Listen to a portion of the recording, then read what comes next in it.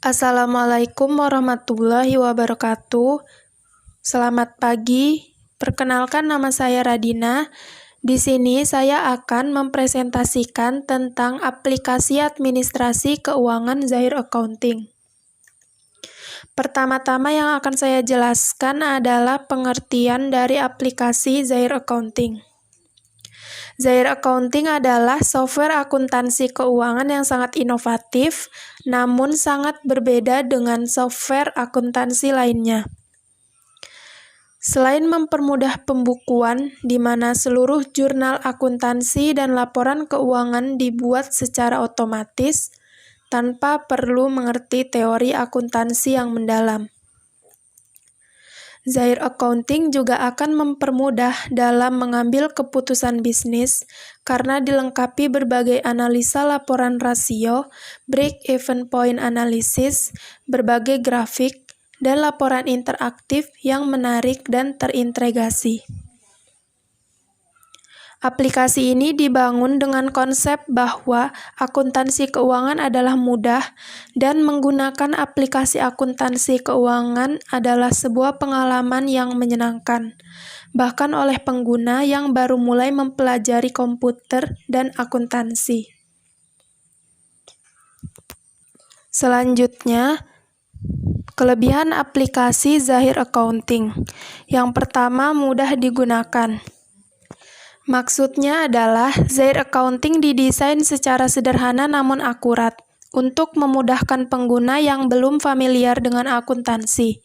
Zahir Accounting ini juga dibuat berdasar alur pikir pengusaha, sehingga pengusaha dapat mempelajari penggunaan Zahir Accounting ini dengan cepat. Selanjutnya, menyediakan analisa bisnis dan grafik yang interaktif. Maksudnya adalah dengan fitur ini kondisi keuangan perusahaan tersaji apik secara visual. Hal ini tentu juga memudahkan pengguna dalam membaca kondisi keuangan perusahaan. Selanjutnya, menyediakan berbagai versi software akuntansi untuk berbagai kebutuhan perusahaan. Maksudnya adalah Zahir Accounting memungkinkan pengguna untuk membeli versi software Az-Zahir yang paling murah. Apabila ada fitur yang dibutuhkan pengguna namun tidak ada di versi termurah itu, pengguna dapat memesan fitur-fitur lain yang dibutuhkan. Dengan begitu, pengguna mendapatkan software akuntansi yang khusus sesuai kebutuhan perusahaan. Jadi, pengguna tidak perlu membeli Zahir Accounting versi mahal, dengan resiko ada beberapa fitur yang tidak digunakan. Selanjutnya, data antar cabang tersinkronisasi melalui internet. Maksudnya adalah fitur ini memudahkan pengusaha untuk memantau data keuangan perusahaannya yang terbesar di berbagai cabang, kapanpun tanpa menunggu. Fitur Zahir Accounting yang satu ini belum dimiliki oleh software akuntansi yang lainnya, menjadikan Zahir Accounting selangkah di depan dari software akuntansi yang tersedia di Indonesia. Selanjutnya, menawarkan free training untuk pembeli. Maksudnya adalah jumlah jam free training itu tergantung pada versi Zahir Accounting yang dibeli. Semakin mahal harga versi Zahir Accounting yang dibeli, maka semakin panjang jam free training yang diberikan. Selanjutnya, pengguna dapat menginput satuan data secara unlimited. Maksudnya adalah beberapa software akuntansi memiliki limitasi tentang satuan data yang diinput. Sementara itu, Zahir Accounting memungkinkan pengguna untuk menginput satuan data secara tak terhingga, sehingga mempermudah pengguna dalam melakukan manajemen. Dan yang terakhir, dapat melakukan impor transaksi dengan pengguna software akuntansi lainnya. Maksudnya adalah Zahir Accounting menyediakan fitur sehingga pengguna dapat melakukan impor transaksi dengan pengguna software akuntansi yang berbeda melalui fitur CSV dengan menambahkan plugin. Selanjutnya, kekurangan aplikasi Zahir Accounting. Yang pertama, harga lisensi Zahir Accounting cukup mahal. Harga software Azahir Accounting berkisar dari 2 juta per user, sehingga 25 juta per user. Harga tersebut tergantung dari spesifikasi software. Meski harganya cukup merogoh kocek, namun keputusan untuk berinvestasi pada software akuntansi yang berkualitas tetap perlu dipertimbangkan. Selanjutnya, tidak dapat menghitung biaya per jam dan per buruh pada akuntansi biaya. Pada Azahir Accounting, biaya per jam dan per buruh yang ditampilkan merupakan biaya alokasi, bukan merupakan biaya sesungguhnya, sehingga pengguna mesti melakukan kalkulasi sendiri untuk hasil yang akurat. Selanjutnya, saya akan menjelaskan cara menggunakan aplikasi Azahir Accounting. Yang pertama, pembuatan data kerja baru. Seperti yang kita lihat pada gambar, tahapan ini memandu pengguna untuk mengisi identitas perusahaan, periode awal akuntansi, pemilihan bidang usaha, pembuatan COA, standar otomatis, dan pemilihan mata uang. Selanjutnya, pengisian data master. Pengguna dengan mudah mengisi data nama dan alamat, penyesuaian COA, data barang, dan lain-lain.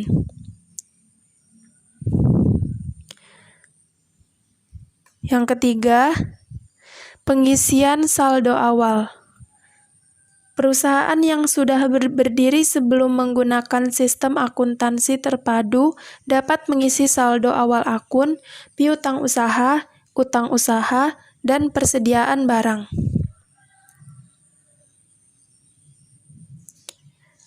Yang keempat, memasukkan transaksi. Awali dengan memilah nota-nota transaksi ke dalam kategori transaksi, misalnya pembayaran iuran masuk sebagai transaksi jurnal umum, penjualan masuk sebagai transaksi jurnal khusus, dan sebagainya. Di dalam sistem akuntansi terpadu, pencatatan jurnal umum disediakan dalam modul khusus, misalnya modul buku besar.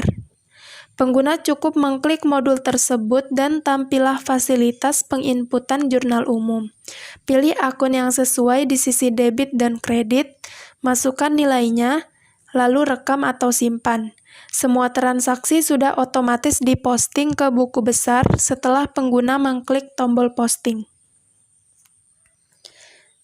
Pencatatan pembelian atau penjualan disediakan juga dalam modul khusus dengan fasilitas yang disajikan lengkap meliputi pengadaan barang, penawaran harga, pemesanan barang atau jasa, pesan hantar, invoicing, retur, pembayaran utang atau piutang, dan lain-lain.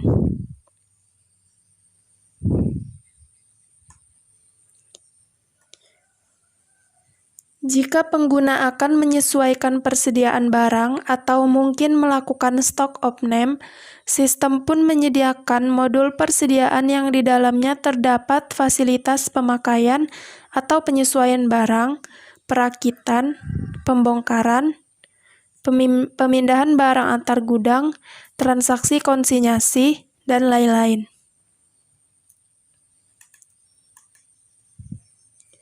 Pencatatan transaksi transfer tunai, pembelian harta tetap, penerimaan modal, pembayaran dengan giro, dan lain-lain dapat dicatat di modul kas dan bank.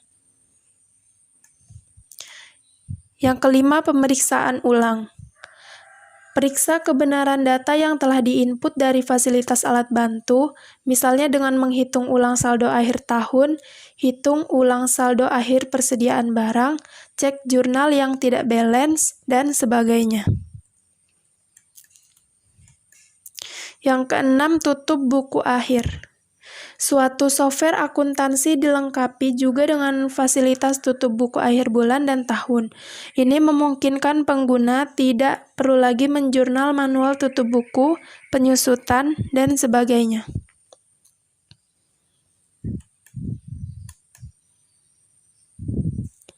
Selanjutnya, yang ketujuh, laporan keuangan terbentuk otomatis. Cukup mengklik tombol posting di setiap transaksi atau secara massal, transaksi masuk ke buku besar secara otomatis. Dengan demikian, buku besar pembantu, laporan keuangan, dan laporan pembantu pun terbentuk secara otomatis pula. Setelah ini, saya akan menampilkan tutorial aplikasi sejenis Zahir Accounting. Berikut videonya. Assalamualaikum warahmatullahi wabarakatuh. Perkenalkan, nama saya Radina. Di sini saya akan memberikan tutorial cara menggunakan aplikasi akuntansi UKM. Untuk mendownload aplikasi ini bisa di-download di Play Store. Karena saya sudah download jadi langsung dibuka. Ini akuntansi UKM. Nah, yang pertama yang harus kita isi adalah pengaturan perusahaannya, mulai dari nama perusahaan, alamat perusahaan, telepon, dan email. Nah, sebagai contoh kita tulis di sini nama perusahaannya, misalnya PT Alam Jaya. Alamatnya misalnya Jakarta. Untuk telepon dan email bisa diisi, bisa juga tidak. Ini langsung kita simpan saja.